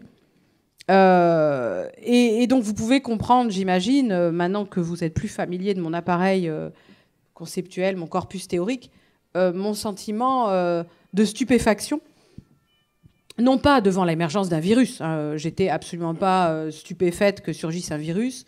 Des coronavirus, il y en a énormément et ils tuent depuis longtemps, dans l'indifférence générale d'ailleurs. Nous avons aussi des zoonoses très souvent, beaucoup en Asie mais aussi ailleurs. Nous avons, au niveau de la santé publique, nous annonçons depuis très longtemps le retour des grandes pandémies. Donc là, il n'y avait rien de surprenant à ça. Ça a été documenté sans cesse par la communauté scientifique. Donc j'étais absolument pas sidérée par l'arrivée d'un virus et par le fait qu'un virus respiratoire soit extrêmement mortel, plus mortel une année qu'une autre. C'est pas du tout ça qui m'a sidérée. Non, ce qui m'a sidérée, c'est bien sûr la surréaction de beaucoup de pays. Pas tous, il ne faut pas penser que tout le monde a fait la même chose. Contrairement à ce qu'on raconte dans des télévisions de propagande de notre pays, tout le monde a fait pareil, pas du tout. L'exemple que tu cites souvent de l'Allemagne qui n'a pas fait ça, c'est toujours intéressant puisque l'Allemagne c'est juste à côté et c'est souvent un pays considéré comme modèle. Bref, donc on a eu une surréaction incroyable, très inspirée par la Chine et puis ensuite l'Italie, au Canada, en France, en Italie, en Chine et puis dans d'autres pays. Mais c'est pas ça, moi, qui m'a sidérée, c'est le comportement de la communauté académique. À savoir son quasi-silence, qui semblait valoir consentement, acceptation, et un silence qui a duré extrêmement longtemps. Tous les intellectuels, ou presque, se sont tus, en particulier ceux qui connaissaient les questions de santé publique, ceux qui étaient acteurs en santé publique, ceux qui connaissaient tout ça, pratiquement tous se sont tus, n'ont rien dit. Alors il y a cet adage un peu idiot qui ne dit mot consent, et à l'heure actuelle, ne parlent toujours pas. Alors qu'aujourd'hui, beaucoup de contre-vérités sont établies, beaucoup même de mensonges d'État sont documentés, puisqu'on a la preuve que quand tel ou tel ministre disait ceci, il savait très bien que c'était parfaitement faux, puisqu'il avait des informations venues d'Israël ou d'ailleurs qui lui montraient que c'était faux, etc. Donc on a tout à fait les moyens de l'établir, et pourtant un silence absolument retentissant, assourdissant, s'est imposé en France, beaucoup plus assourdissant en France que dans d'autres pays francophones. Par exemple, en Belgique et en Suisse, où il y a eu aussi des mesures aberrantes, ou alors des mesures erronées, ou alors des mesures de mauvaise volonté. Tout ça, bien sûr, est arrivé dans d'autres pays. Mais il y a eu quand même des débats. Une communauté académique qui a pu se réunir, qui a pu protester, etc. En France, pas du tout. Alors moi, je me suis retrouvée un peu toute seule. Alors, je vais aller un petit peu vite parce qu'on est en retard. Mais je me suis retrouvée un peu seule, heureusement accompagnée de chercheurs, dont Christophe Pébart, avec lequel j'ai beaucoup échangé sur les rapports entre démocratie et science. Et c'est aussi pour ça qu'il est là ce soir. parce qu'on a beaucoup travaillé justement là-dessus, à l'occasion notamment de la crise Covid.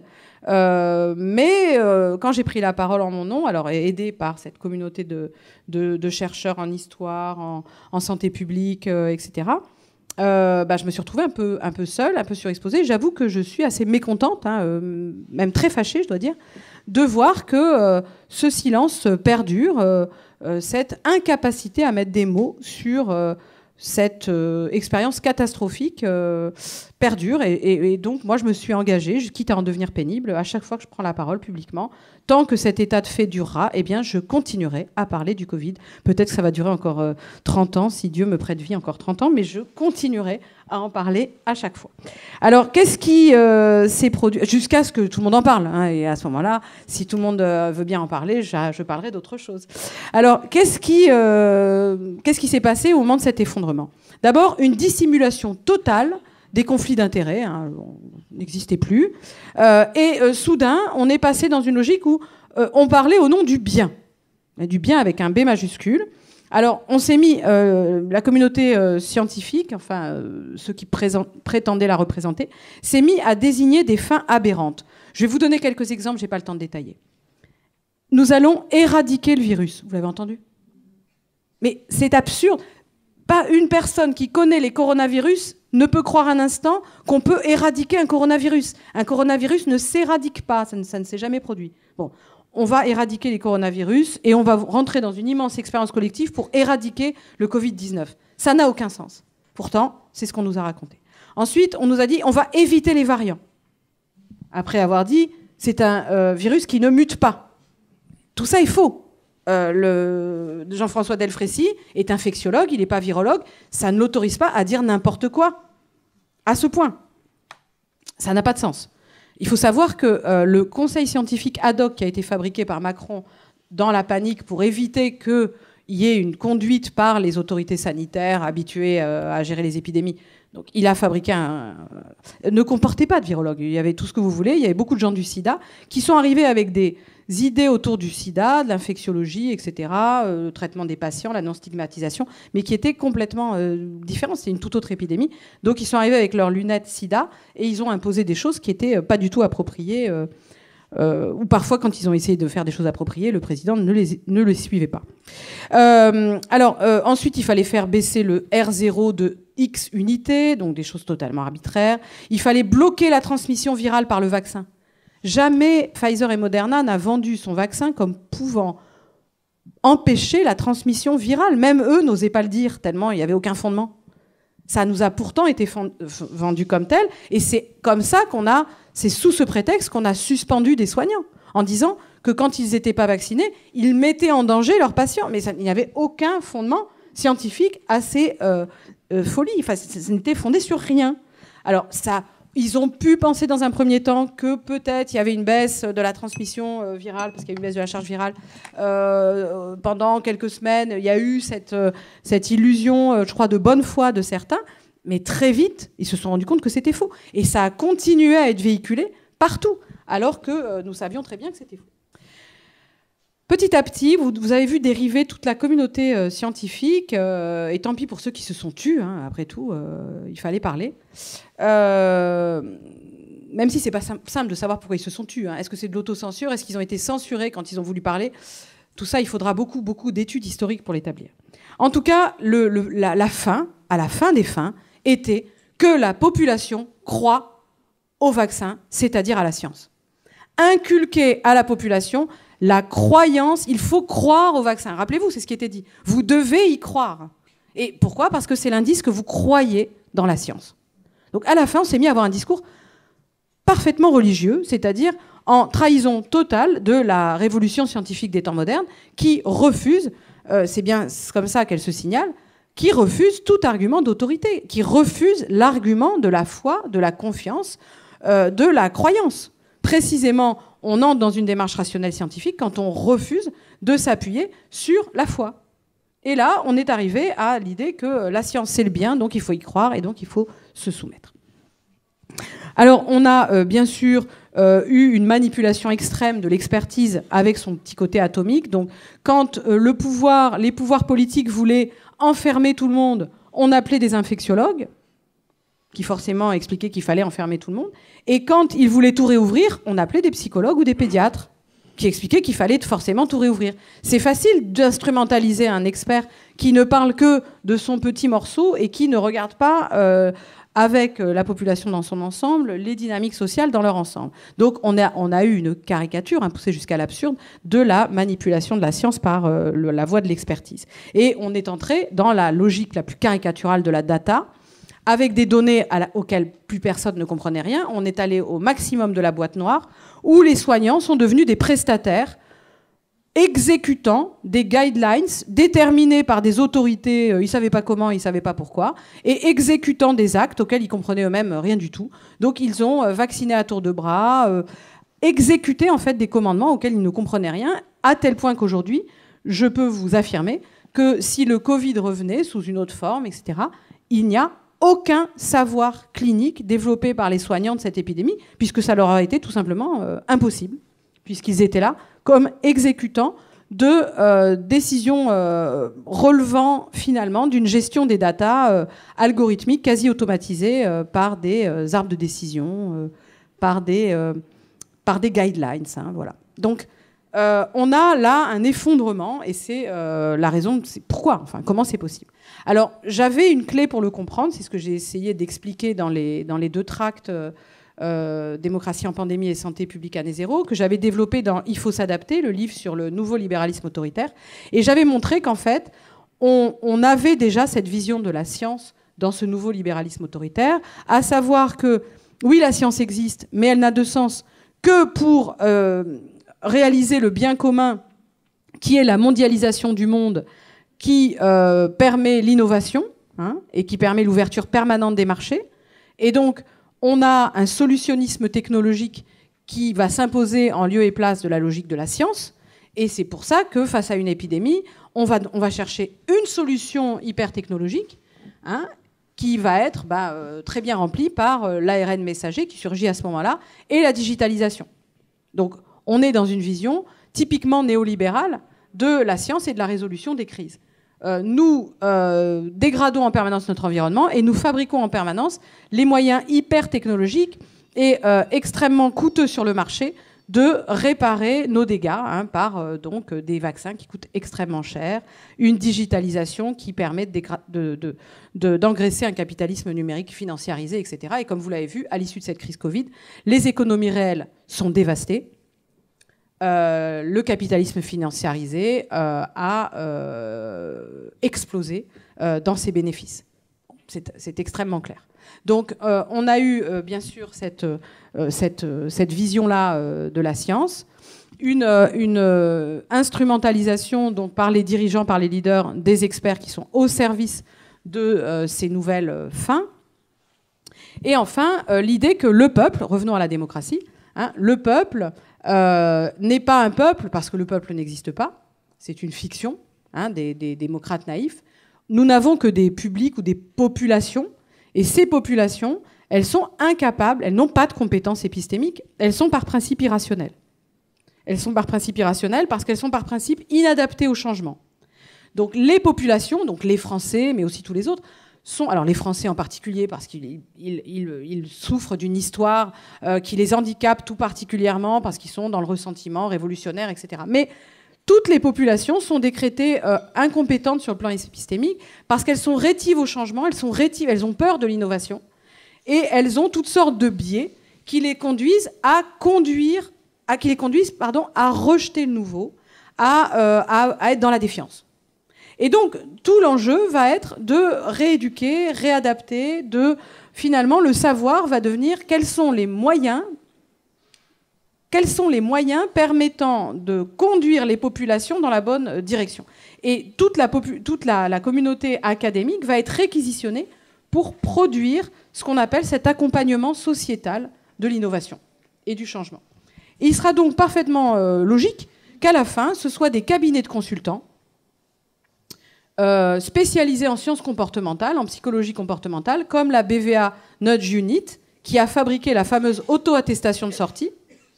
Voilà, l'auto-attestation de sortie n'est pas du tout une fabrication des juristes. Pour tous les juristes, c'est une horreur. Hein. C'est une dégradation totale du droit français. C'est incroyable que le Conseil constitutionnel ait laissé passer tous ces monstres juridiques. D'abord ça, puis le pass vaccinal, le pass sanitaire, le pass vaccinal, etc. Mais donc d'abord avec la BVA Notes Unit, donc l'idée c'est de conduire par des techniques comportementales les populations dans la bonne direction, celle qui est décidée par les dirigeants qui savent que la direction est celle que je vous ai indiquée tout à l'heure. Et puis bien sûr le fameux cabinet McKinsey qui a lui servi à permettre d'élaborer une stratégie pour que les Français acceptent le changement, l'innovation, la vaccination massive, la digitalisation, etc., le QR code, le pass sanitaire. C'est eux qui ont pondu ça, non seulement à la France, mais aussi à plein d'autres pays. Et donc, à la fin, le savoir, c'est ça. Le savoir, c'est l'économie de la data au service de l'innovation et la conduite des populations pour qu'elles s'adaptent à cette innovation. Donc, évidemment, vous comprenez pourquoi. Vous comprenez pourquoi, dans ces conditions, on assiste à un effondrement à la fois de la démocratie et de la science. Et ce n'est pas un effondrement en fait soudain, il prend ses racines dans le nouveau libéralisme autoritaire qui nous colonise tous et qui nous conduit à adhérer à cette catastrophe de la gestion du Covid, qui par ailleurs a été en France désastreuse, puisqu'on a eu énormément de morts du Covid, énormément de victimes. On a des chiffres particulièrement mauvais dans tous les classements internationaux. Donc en plus, c'était parfaitement inefficace. Désolée, j'ai été très long. Bravo. Donc maintenant, l'idée, c'est de vous expliquer pourquoi dans cet étouffoir, cette asphyxie, il nous semble essentiel de nous plonger dans d'autres mondes, et en particulier pour la question qui nous occupe, d'essayer de nous acclimater à cette autre démocratie, qui n'a strictement rien à voir avec la supposée nôtre démocratie, à savoir Athènes. Et c'est vrai que ça nous permet d'ouvrir des possibilités, ce que tu appelles aussi avec Castoriadis la notion de germe, et d'essayer de voir comment, qu'est-ce qu'on peut faire de cette hypothèse, cette expérience démocratique, pour repenser les rapports entre science et démocratie. J'avais prévu de vous parler d'Œdipe Roi, parce que c'est une pièce une tragédie que tout le monde connaît, pour essayer de vous montrer qu'en réalité, le rapport qu'on a au savoir trouve une forme de réplique dans le monde politique. C'est-à-dire qu'en réalité, les questions politiques que nous nous posons sont toujours, en réalité, une figure de notre rapport au savoir. Pourquoi ? Parce que tout raisonnement politique implique un savoir sur le monde. Si je dis quelque chose sur le monde, si je dis il faut faire ci, j'implique nécessairement un savoir, quelque chose que je crois être vrai sur le monde. Bon, la pièce Oedipe Roi, pour celles et ceux qui la connaissent, je vais la dévoiler rapidement. Mais je pense que tout le monde connaît. Ça se termine mal pour Oedipe. Et en fait, toute la pièce de Sophocle, je relisais ça tout à l'heure encore en venant, c'est encore plus fort en grec, hein. Je suis désolé, ça fait cuistre, mais c'est comme ça. Parce qu'il y a toute une ambiguïté permanente sur le vocabulaire qui montre que Oedipe n'arrive pas à se nommer comme il faut. C'est-à-dire que sa position est une position ambivalente parce que lui, pour le dire de manière populaire, il se croit plus grand qu'il n'est. Il se croit à l'équivalent d'un dieu, et donc il est le seul à savoir. Et c'est exactement tout le thème de la pièce. Ça commence où il dit « Moi je sais », d'ailleurs, il prononce un jugement, que le meurtrier du roi, qui est lui, mais qu'il ne sait pas encore, que le meurtrier du roi soit chassé de la cité ou assassiné, ou etc. Et en fait, toute la pièce, c'est une lecture qu'a fait Foucault, alors pas tout à fait dans ces termes, mais comme ça, toute la pièce montre qu'il a besoin des autres pour savoir. Et il y a 6 personnes en tout, 2 fois 3, qui viennent progressivement lui amener comme les pièces d'un puzzle pour lui dire « Tiens, il y a tel élément, tiens, il y a tel élément, tiens, il y a tel élément ». Et à la fin, Oedipe comprend qu'il est lui-même l'assassin de son prédécesseur et il s'arrache les yeux et il s'exclut, il s'exile de la cité. C'est-à-dire qu'il est victime de son propre jugement. Et donc la pièce montre plusieurs choses, mais elle montre d'abord, vous voyez, sa grande erreur première, c'est d'avoir cru qu'il pouvait juger sans écouter les autres, sans s'informer, en croyant qu'il était lui-même suffisamment intelligent pour décider tout seul. Ça, c'est la première chose que ça montre. Et en grec, la pièce, c'est Oedipe Roi en français, mais en grec, c'est Oedipos tyrannos, Oedipe tyran. Alors, tyrannos, ça peut aussi renvoyer à la nature du pouvoir, mais ça lui donne une tonalité un peu absolue. Et donc, vous voyez, Oedipe, en fait, sa véritable tragédie, si j'ose dire, c'est qu'il est incapable de penser qu'il n'est pas, à lui tout seul, c'est au début de la pièce qu'il le dit ainsi, l'âme de la cité. Hein, la psyché, l'âme de la cité. Voilà. Donc lui, les autres sont chacun dans leur point de vue individuel, ils ont chacun leur souffrance, leur tragédie, etc. Mais le seul qui arrive au niveau de l'intérêt général, c'est Oedipe, le roi. Alors évidemment, toute ressemblance avec celui qui dit « entre ma popularité et l'intérêt général, je choisis l'intérêt général » serait fortuite, hein, et non voulu de ma part, mais vous voyez que c'est exactement le même raisonnement. Donc je serais arrivé à dire que finalement la manière dont on parle du pouvoir aujourd'hui, en particulier celle d'Emmanuel Macron, vous voyez, c'est Oedipe. C'est exactement la même chose. C'est-à-dire nous sommes renvoyés à nos petites expériences, celles de nos propres vies, notre petit savoir localisé. Hein, vous avez le droit au micro-trottoir dans la presse. Vous avez le droit de dire que vous trouvez que la viande est un peu chère, que si quand même on augmentait les salaires, ça serait mieux. Vous avez le droit à des savoirs localisés sur le monde, mais il n'y a qu'un seul qui, lui, a le droit de produire le savoir sur le monde dans sa globalité. C'est lui qui l'analyse, c'est lui qui dit... Vous avez évidemment, comme Barbara l'a dit, eu la même chose qui s'est produite au moment du Covid. Hein, où de manière caricaturale, il a presque fallu le présenter comme un épidémiologiste pour que tout ça paraisse normal. Non, mais on peut se dire, ça nous fait rire, mais c'est pour que ça soit normal, parce que sinon, au bout d'un moment, quelqu'un serait peut-être réveillé de ce cauchemar en disant, il y a quand même un problème que cet individu, qui n'a aucune formation particulière, puisse décider quelle est la bonne solution, ou etc., au nom d'un savoir qu'il ne maîtrise pas lui-même, puisque là, on n'était pas dans la situation de l'économie où souvent, pendant des décennies, ils nous ont fait croire qu'ils étaient spécialistes en économie et qu'il fallait leur faire confiance et que ça irait mieux plus tard. Mais en économie, on disait on n'y comprend rien, c'est compliqué. Puis il y a eu Attaque, il y a eu toute une série d'entreprises qui ont démonté ce discours. Mais sur le savoir médical, vous voyez que ce modèle est tellement ancré dans la Ve République, tellement ancré dans notre manière de concevoir la démocratie, que nous alimentons le modèle nous-mêmes de fiction pour pouvoir le supporter. Qui fait que la plupart du temps, quand on parle par exemple du tirage au sort, hein, on dit « Ah mais non, parce que ça mettrait des gens incapables de s'en occuper ». Ben, j'ai envie de dire, et alors l'élection, qu'est-ce qu'elle fait? La même chose. Mettre des gens incapables, leur seule capacité en général, c'est avoir triomphé des arcanes d'un parti politique et ou de la haute administration. C'est à peu près leur seule compétence. Hein. Si ils n'ont pas d'autres compétences, ils ne sont pas plus, etc. Et puis plus le niveau s'élève dans la population, plus cet argument paraît bizarre. Donc vous voyez, l'intérêt d'Oedipe, roi de cette pièce, et donc de ce détour historique, c'est de nous montrer que les Athéniens, parce qu'ils se souciaient de la démocratie, ils se posaient les questions d'une autre manière que nous, puisque leur notion du savoir n'est pas la même que nous de science. Donc il ne s'agit pas forcément de dire on va faire comme eux, mais de comprendre qu'eux avaient bien compris qu'il ne peut pas y avoir de démocratie si seul un petit nombre est pensé détenteur du savoir sur le monde. Autrement dit, il n'y a de démocratie que si nous acceptons que nous sommes tous et toutes en égalité lorsqu'il s'agit du savoir sur le monde. Je dis bien tous et toutes, les pro-nucléaires et les anti-nucléaires. Vous voyez? Parce que sinon, nous allons reproduire le même geste d'une autre façon.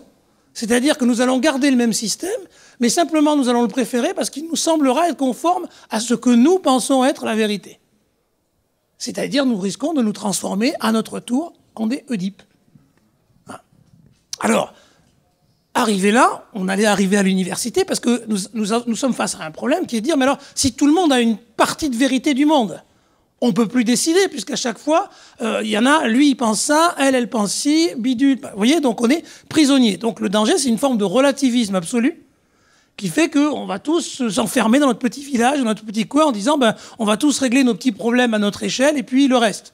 Mais comme j'ai toujours dit à ceux et celles qui m'ont proposé ce modèle, je leur dis, le problème, c'est que le jour où vous avez un cancer, vous avez besoin d'un hôpital, de cancérologue, de quelqu'un qui a acheté un scanner, et dans ces cas-là, vous découvrez que vos problèmes ne peuvent pas être tous réduits à votre échelle de vie immédiate. Hein, la même chose pour les patients du sida. On peut dire que le sida concerne les patients du sida, mais nous sommes tous potentiellement des futurs patients du sida. Autrement dit, même si nous ne sommes pas frappés directement par la maladie, on ne peut pas dire « ça ne m'intéresse pas, ce n'est pas mon problème ». C'est en réalité potentiellement mon problème, celui de mes proches, ou même parce que je me soucie de l'humanité. Vous voyez? Donc nous avons donc un problème qui est là, et que vous voyez qui est un problème de nature épistémologique, c'est-à-dire comment on fait pour sortir d'une épistémologie du point de vue qui fait qu'on serait tous enfermés dans notre point de vue et que chacun pourrait être reconduit à son point de vue. Sur le modèle 2, tu dis ça parce que. Hein, tu dis ça, vous voyez, c'est ce que font les journalistes. C'est ce qu'a pas dit Barbara Stiegler, mais si vous voulez déconsidérer quelqu'un qui vient à la radio, vous dites, alors Barbara Stiegler, proche de la France insoumise, virgule, et terminé. Après, vous pouvez dire philosophe, machin, etc. C'est terminé. Vous n'avez entendu qu'une seule chose, la seule chose qui compte, elle a une carte politique ou elle est proche d'un parti politique, donc ce qu'elle dit est engagé, c'est un choix, etc. Naturellement, les journalistes ne vous disent jamais pour qui ils ont voté. Puisqu'eux, ils sont capables de faire la différence entre la neutralité et l'engagement. Mais vous voyez, donc il y a toutes ces manières de disqualifier une pensée qui sont habituelles, qui sont un renvoi au point de vue. Mais vous voyez bien qu'il y a un problème dans une partie de la gauche, parce qu'elle aussi renvoie les autres à leur point de vue, en disant « mais tu dis ça parce que t'es un mec blanc de plus de 50 ans, etc. » et en poste à l'université. Bon, moi, je suis racisable, donc ça va. Mais il me reste encore un peu ça. Sinon, voilà, oui, bof, terminé. Alors, vous voyez bien que c'est le même geste. Donc là encore, on peut revenir aux Grecs, à notre fameux Oedipe, puisque leur problème, évidemment, est de considérer que l'intérêt de la cité ne peut pas être la somme des intérêts particuliers. Autrement dit, le point de vue de l'intérêt général ne peut pas être, vous comprenez pourquoi, la somme des points de vue sur l'intérêt général. Nous devons donc accepter, raison pour laquelle il y a une démocratie, que la démocratie suppose un affrontement sur la définition de l'intérêt général. Voilà sur quoi nous ne sommes pas d'accord. Nous n'avons pas a priori la même définition. Autrement dit, qu'est-ce que ça veut dire? Ça veut dire que la démocratie, son geste premier, politique, ce n'est pas de fabriquer une certitude collective, c'est de fabriquer de l'incertitude collective. C'est de nous apprendre en permanence que ce que nous croyons être vrai pour nous n'est peut-être pas vrai pour tous. Ce truc génial en France, il s'appelle la laïcité. La laïcité, c'est le refus. C'est pas le truc contre l'islam. La laïcité, c'est ce qui permet de dire tu ne peux pas m'imposer ton universel simplement parce que tu penses que c'est ton universel. Nous acceptons que pour toi ce soit vrai, que ce soit une vérité. Comme je dis souvent, ceux qui croient en Dieu en général, ils disent même si tu n'y crois pas, Dieu il croit en toi, il est là lui. D'accord? Bon. Donc vous voyez qu'il y a un conflit, parce que si je dis c'est vrai que pour toi, la personne qui croit en Dieu, elle pense que c'est vrai pour tout le monde. Donc il y a une forme de conflit. Donc la seule chose qui est interdite, c'est de dire parce que moi je crois que c'est vrai, c'est donc vrai pour toi de toute façon. Autrement dit, la définition de l'universel et de l'intérêt général suppose un arrachement de ses propres intérêts pour élaborer ensemble un intérêt général qui, pour être général, sans doute ressemblera peu à ce que nous pensions être l'intérêt général au début du débat. Vous voyez ? Alors, j'en termine là pour que vous puissiez parler, mais j'espère que vous mesurez tout l'écart qui, pour moi, est infini entre nos manières de délibérer, y compris dans les assemblées de représentants, et ce qu'a pu être la démocratie telle qu'elle a été pensée par les Grecs. Et s'ils faisaient ça, donc mes Athéniens, au théâtre, parce que je vais en terminer par là, c'est parce que pour eux, le théâtre, c'est la formation continue du citoyen. Donc vous allez... Bon, c'est un jour férié, donc un jour férié, on y va, il y a 10 000, à peu près 10 000, peut-être 11 000 spectateurs, peut-être même d'ailleurs des femmes et des esclaves, on ne sait pas, c'est débattu pour les historiens, pour les femmes en tout cas c'est probable. 10 000 personnes alors il y a 60 000 citoyens dans la période qui m'intéresse à peu près, donc 10 000 ça fait quand même pas mal, et vous voyez qu'ils sont confrontés à ce que je viens de vous dire de Diproie. C'est-à-dire qu'au fond ils s'inoculent une forme de vaccin en se disant gare à celui, mais ça peut être moi, gare à celui qui pense avoir la vérité tout seul. Parce que ça produit toujours une catastrophe. Mais évidemment, la pièce ne donne pas la solution, parce que si elle donnait la solution, ça voudrait dire que Sophocle est Oedipe. Raison pour laquelle une institution comme l'université n'est pas une institution de vérité qui doit produire des datas ou des faits comme des vérités établies. C'est une institution qui protège des individus chargés de produire des savoirs qui peut-être peuvent avoir une valeur de vérité. C'est ça qu'elle fait normalement. Elle protège. Elle protège de toutes les influences, y compris de l'État. Et jusqu'à présent, c'est encore vrai en France, y compris dans le Code de l'éducation. Puisque dans le Code de l'éducation, les académiques, comme nous, sont invités à la critique. C'est notre travail, donc y compris de l'État et la remise en cause.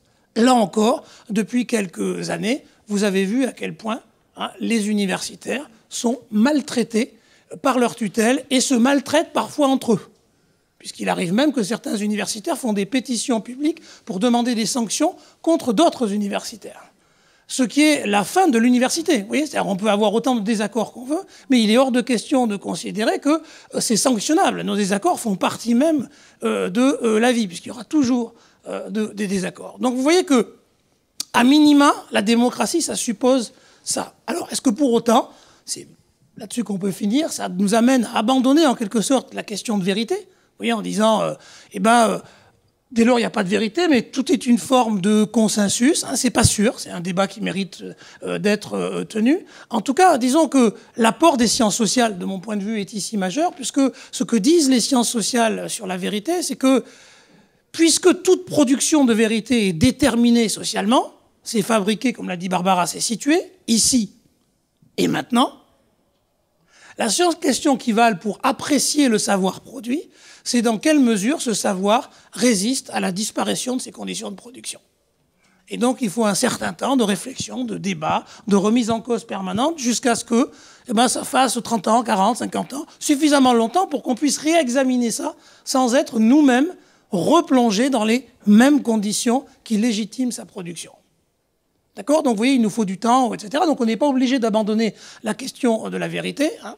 Mais en revanche, je pense que vous l'avez bien compris, il faut abandonner la question de vérité si on veut être en démocratie. C'est-à-dire qu'en politique, il n'y a pas de vérité, il n'y a qu'une opinion qui va être élaborée collectivement. Raison pour laquelle, à l'inverse de Platon, les Athéniens disaient que chaque citoyen fait un logos, il tient un discours raisonné sur le monde, qui est sa proposition. Mais le démos, lui, il ne fait qu'une seule chose, c'est se mettre d'accord sur une opinion. Pourquoi ? Parce qu'il sera toujours possible de revenir dessus et de dire qu'on s'est trompé, qu'il faut faire autre chose, etc. Là encore, vous voyez, ça fait trembler la notion d'état de droit ou celle de conseil constitutionnel qui se retrouve dans une situation extraordinairement politique par des gens qui ne sont pas nommés sans que beaucoup de gens s'émeuvent, tant nous espérons un certain résultat le 14 avril, alors que sur le plan démocratique, c'est une pure honte que 9 personnes non élues puissent avoir la prétention de dire ce qu'il en est de ce projet, surtout après un tel cheminement institutionnel et autant de manifestations. Mais vous voyez, nous sommes encore tellement shootés à cette 5e République que même ça, on a des difficultés à dire que normalement, ça devrait nous suffire pour dire qu'il y a quelque chose qui ne va pas avant même le 14 avril, même si la réponse nous est favorable partiellement ou totalement. Hein. De la même façon qu'il est, de mon point de vue, grave que nous acceptions les deuxièmes tours de l'élection présidentielle, que nous acceptions sans protester, comme si ces deuxièmes tours avaient quelque rapport que ce soit avec nos débats politiques que nous connaissons tous et toutes. Hein. Mais vous remarquerez qu'à 20h, on est tous là à dire « bon, on va faire les castors », enfin pour ceux qui croient encore que ça intéresse, plutôt que de dire « manifestons contre un système institutionnel qui n'a que ça à nous proposer comme débat politique ». Je vous remercie.